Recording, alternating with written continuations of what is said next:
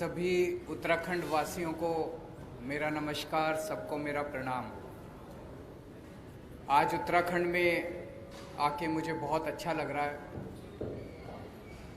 उत्तराखंड को हम देवभूमि मानते हैं। भगवान ने उत्तराखंड को देने में कोई कसर नहीं छोड़ी। भगवान ने सब कुछ दिया। उत्तराखंड में नदियां हैं, पहाड़ हैं, पेड़ हैं, वनस्पति हैं, जड़ी बूटियां हैं। उत्तराखंड में मेहनती लोग हैं, अच्छे लोग हैं, ईमानदार लोग हैं। लेकिन उत्तराखंड के नेताओं ने और उत्तराखंड के पार्टियों ने उत्तराखंड को बर्बाद करने में कोई कसर नहीं छोड़ी।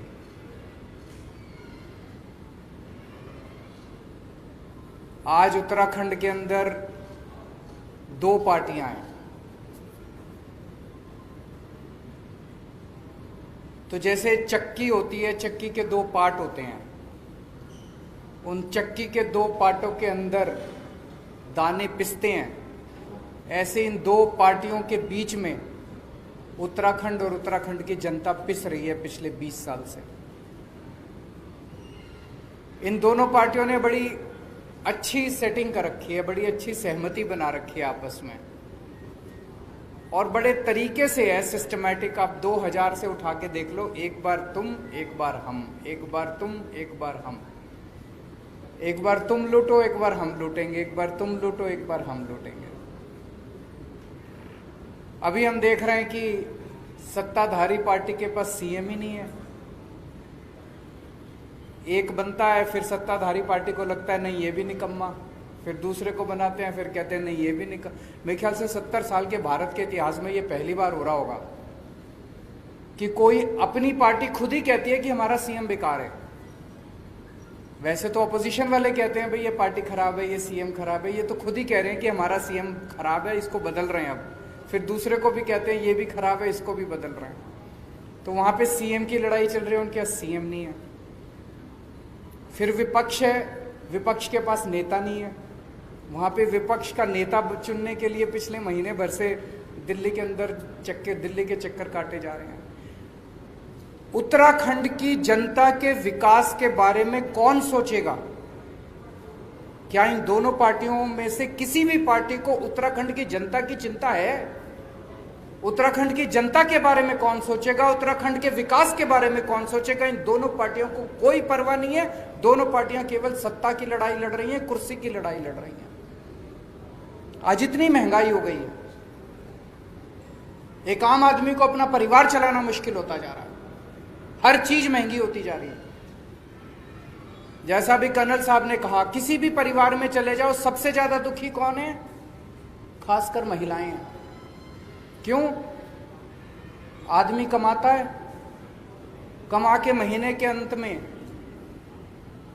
अपने घर में अपनी धर्मपत्नी को, माँ को, बहन को लाके पैसे उसके हाथ में रख देता है। फिर पूरा महीने का खर्चा तो बेचारी महिला को चलाना पड़ता है। आमदनी बढ़ नहीं रही, खर्चे बढ़ते जा रहे हैं, महंगाई बढ़ती जा रही है। मेरा ये कहना है कि उत्तराखंड जो कि बिजली बनाता है, जो कि दूसरे राज्यों को बिजली देता है, दूसरे राज्यों को बिजली बेचता है, उत्तराखंड के अपने वासियों को बिजली इतनी महंगी क्यों मिलती है? क्या कभी किसी भी सरकार ने उत्तराखंड वासियों को फ्री में बिजली या सस्ती बिजली देने के बारे में सोचा? नहीं सोचा। उनके पास टाइम ही नहीं है। वो तो अपनी सत्ता की लड़ाई में लगे हुए हैं। जब टेहरी बांध बनाया गया था, टेहरी बांध बनाने के लिए जिन लोगों की जमीनें ली गई थी, जिन लोगों के रिसोर्सेज लिए गए थे, उनको वादा किया गया था कि तुम लोगों को कम से कम फ्री में बिजली दी जाएगी। किया गया था कि नहीं किया गया? क्या उनको फ्री में आज तक बिजली मिली? उनको भी बिजली नहीं दी। जो उनको वादा था, उनको भी बिजली फ्री में नहीं दी। कुछ दिन पहले, अभी 4-5 दिन पहले मैंने टीवी में सुना कि उत्तराखंड के बिजली मंत्री ने ऐलान किया कि हम 100 यूनिट बिजली फ्री देंगे और 100 से 200 यूनिट बिजली हाफ रेट देंगे। मुझे बहुत अच्छा लगा कि उत्तराखंड के लोगों को कुछ तो फायदा होगा। लेकिन मैं सोच रहा था कि चुनाव के 6 महीने पहले ये वादा कर रहे हैं, ये अपने वादे पे टिकेंगे नहीं टिकेंगे। इनके एक बहुत बड़े नेता ने एक बार कमेंट किया था, जब उनसे पूछा गया जी आपने कहा था 15-15 लाख रुपए देंगे, बोले ये तो चुनावी जुमला होता है। तो जब उन्होंने ऐलान किया कि 100 यूनिट बिजली फ्री देंगे, तो मेरे मन में एक शंका थी, एक खुशी भी थी, एक शंका भी थी कि पता नहीं ये पूरी करेंगे नहीं करेंगे। मेरी शंका 24 घंटे में उसका निवारण हो गया। उसके 24 घंटे के अंदर यहाँ के मुख्यमंत्री ने कह दिया ऐसा कोई प्रस्ताव नहीं है, हम बिजली मुफ्त नहीं देने वाले। तो आपको 6 महीने का इंतजार भी नहीं करना पड़ा। चुनाव उन्होंने खुद ही कह दिया ये चुनावी जुमला था, हम बिजली फ्री नहीं देने वाले। दिल्ली में उत्तराखंड के बहुत लोग रहते हैं। मुझे तो लगता है शायद उत्तराखंड के हर परिवार से या तो कोई दिल्ली में रहता होगा, या दोस्त होगा, या रिश्तेदार होगा। लगभग हर परिवार का कुछ ना कुछ दिल्ली से रिश्ता जरूर है। और जब आपस में दिल्ली से उत्तराखंड के जो निवासी हैं, दिल्ली में रहते हैं, वो आते हैं वापस, चर्चा करते हैं, फोन पे बात होती है, तो वो बताते हैं कि दिल्ली में किस तरह से विकास हो रहा है।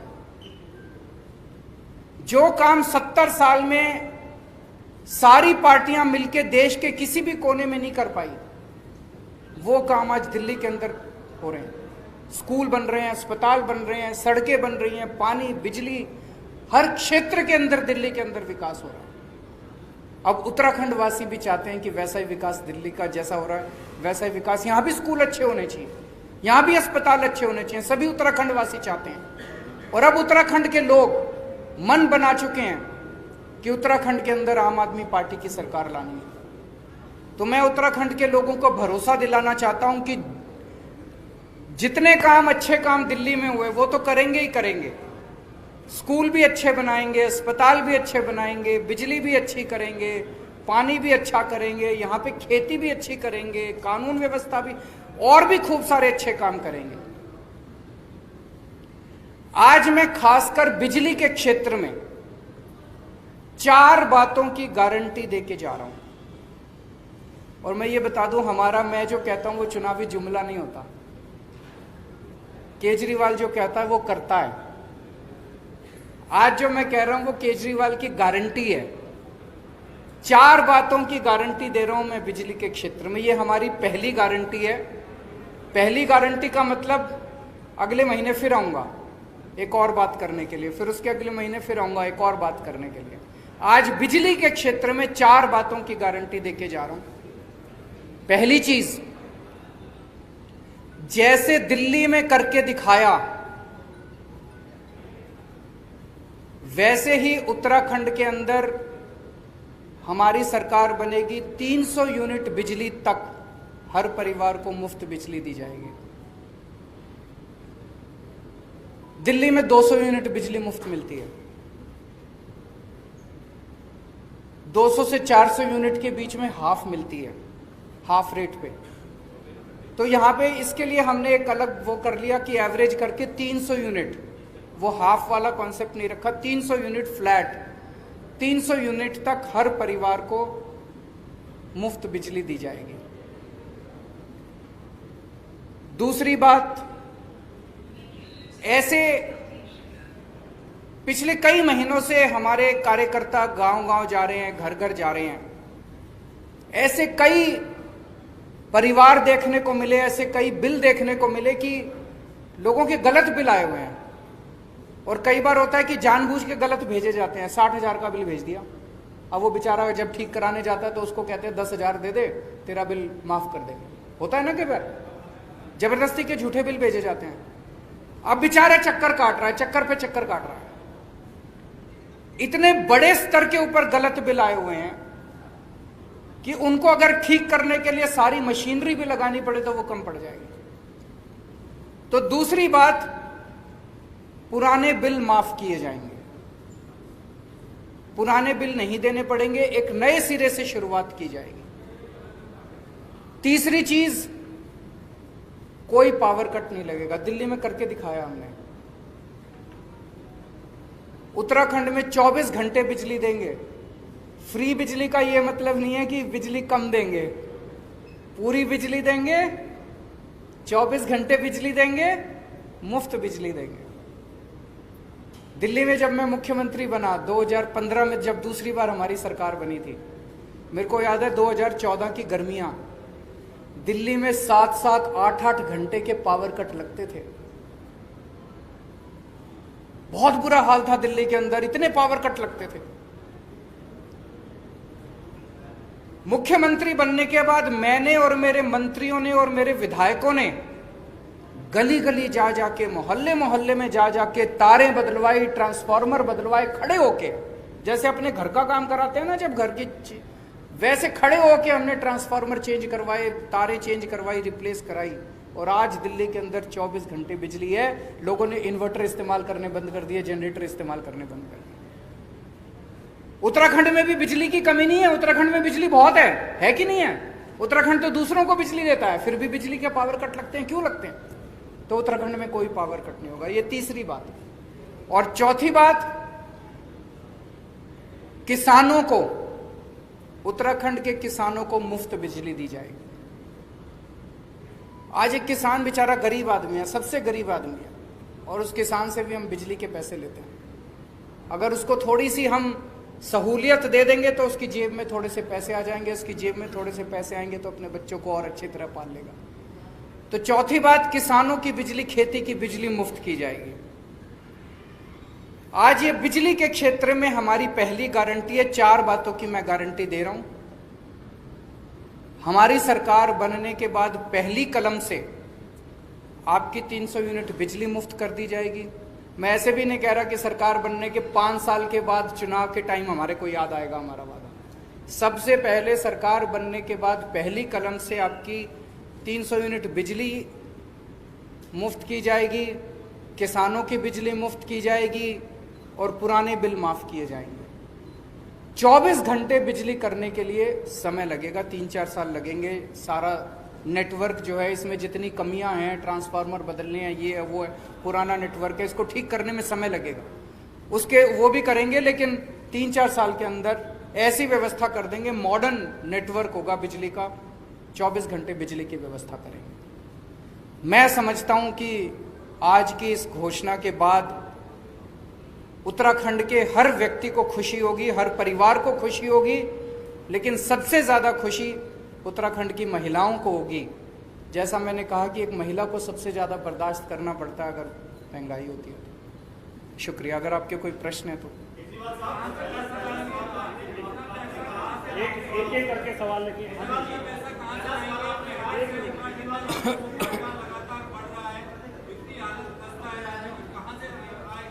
वो भाई साहब ने बड़ा अच्छा प्रश्न पूछा। 1 मिनट में प्रश्न रिपीट कर देता हूं। उन्होंने कहा कि उत्तराखंड की सरकार घाटे में चल रही है, उत्तराखंड के पास पैसा नहीं है, इतना पैसा कहां से आएगा? आपकी जानकारी के लिए बता दूं, जब दिल्ली में हमारी सरकार बनी थी, दिल्ली सरकार भी घाटे में चला करती थी। आज 5 साल के बाद दिल्ली सरकार नफे में चल रही है।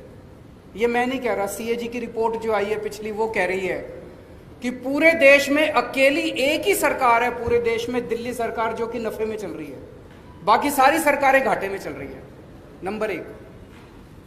नंबर 2, आज ये जो ऐलान किए गए हैं, हम सारी कैलकुलेशन करके आए हैं, सारी प्लानिंग करके आए, ये हवा में नहीं कर रहे।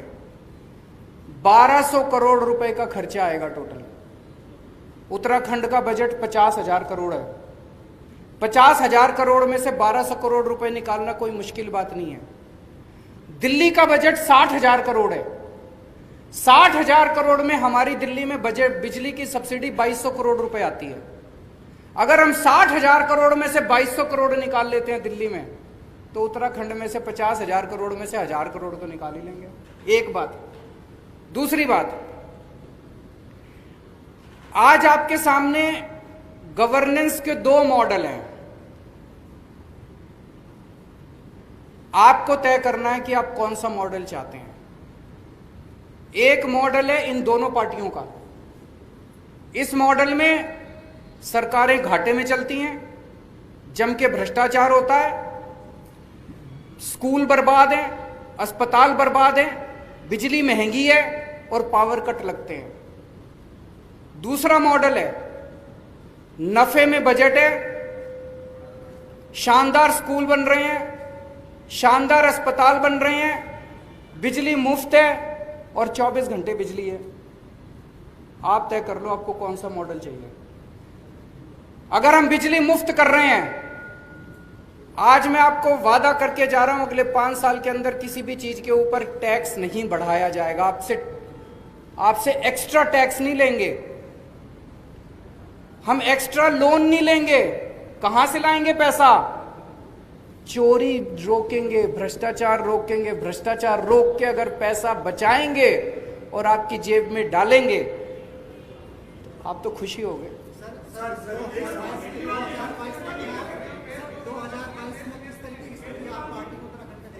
अच्छी स्थिति होगी जी अगर अच्छा काम कर रहे हैं। अगर बिजली फ्री देंगे तो आप बताओ, आप वोट दोगे नहीं दोगे? सारे वोट देंगे। जिस जिसको अच्छे स्कूल चाहिए, जिस जिसको अच्छे अस्पताल चाहिए, जिस जिसको 24 घंटे बिजली चाहिए, जिस जिसको फ्री बिजली चाहिए, सब देंगे वोट। एक मिनट, वो काफी देर से बोल रहे हैं। एक उनको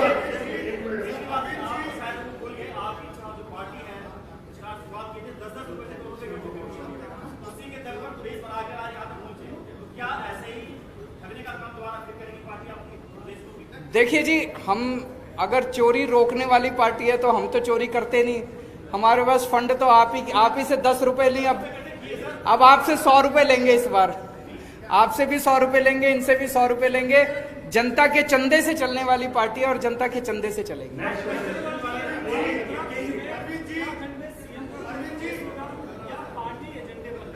सीएम का फेस होगा, बहुत जल्दी मैं उत्तराखंड आऊंगा और आपके सामने सीएम का चेहरा अनाउंस करके जाऊंगा।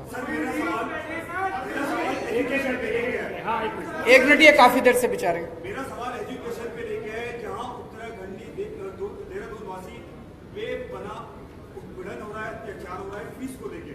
स्कूलों की दशा बहुत खराब है, जहां एनुअल फीस और स्कूल फीस बाउंसिंग होने के बाद बच्चों को स्कूल से क्लास से उठा के ऑफिस में जमा कर दिया जाता है, उसके पेरेंट्स को बुलाया जाता है। इस शिक्षा के विभाग को लेकर आप क्या सोचते हैं?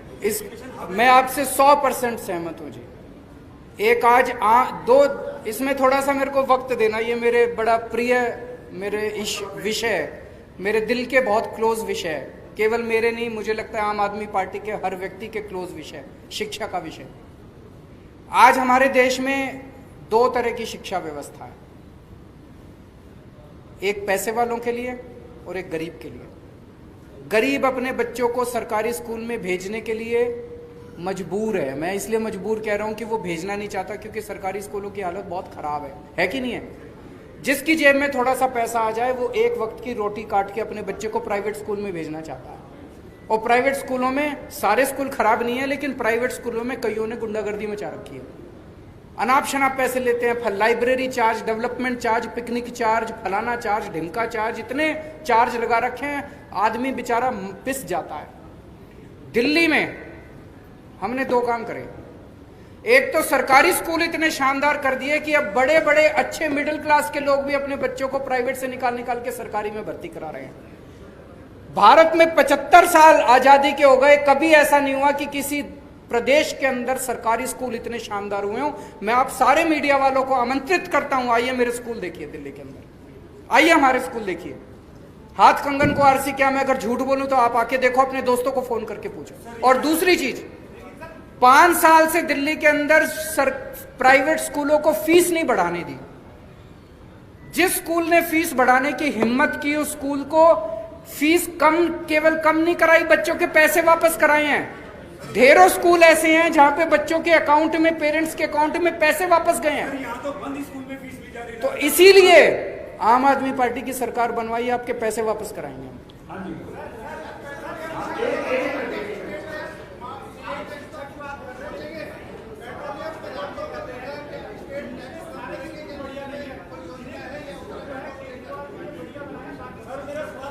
ये इन्होंने अभी आ रहा हूं जी, सबके दूंगा। इन्होंने बड़ा इंपॉर्टेंट क्वेश्चन किया कि बीजेपी वाले ये कह रहे हैं कि केजरीवाल ने दिल्ली में 4-5 स्कूल अच्छे कर दिए, बस बाकी सारे नहीं करे। सर यहाँ की दिशा और दिशा बदलेगी। मैं आपसे सबसे आपको आमंत्रित करता हूं, आप दिल्ली के किसी सरकारी स्कूल में चले जाओ दिल्ली सरकार के, और आप वहां पे फोटो खींच के मेरे को भेज देना, अच्छा लगे या बुरा लगे। किसी भी सरकारी स्कूल में जाके आप देख लेना।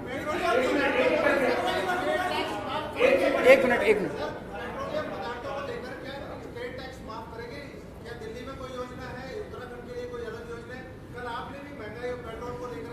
एक चीज बताओ, आप एक चीज बताओ, मान लो 100 रुपए का पेट्रोल है, मैं अभी एग्जैक्ट फिगर नहीं बोल रहा हूं, 100 रुपए में मान लो 20 रुपए तो लेती है स्टेट गवर्नमेंट और 60 रुपए लेती है मान लो सेंट्रल गवर्नमेंट।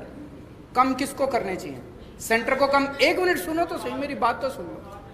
जितनी भी राज्य सरकारें हैं, वो सारी राज्य सरकारें बेचारे छोटे से रेवेन्यू पे चलती हैं, इतना सा तो रेवेन्यू है। सेंटर बढ़ाती जा रही है, आप कहते हो स्टेट कम करे, तो स्टेट चलेगा कैसे? आपको डिमांड करनी चाहिए कि सेंटर कम करे। सेंटर ने ये सेंटर जो इतनी टैक्स पे टैक्स इंटरनेशनल लेवल पे तेल के दाम घटते जा रहे हैं और हमारी केंद्र सरकार टैक्स बढ़ाती जा रही है, तो ये तो सही नहीं है। लास्ट क्वेश्चन,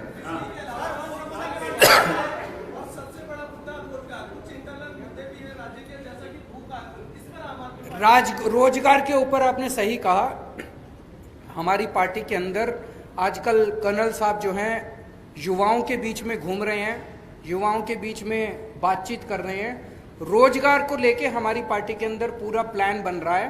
अगले कुछ महीने के अंदर मैं दोबारा आपके बीच में आऊंगा, रोजगार के ऊपर कुछ ना कुछ आपके साथ साझा करूंगा।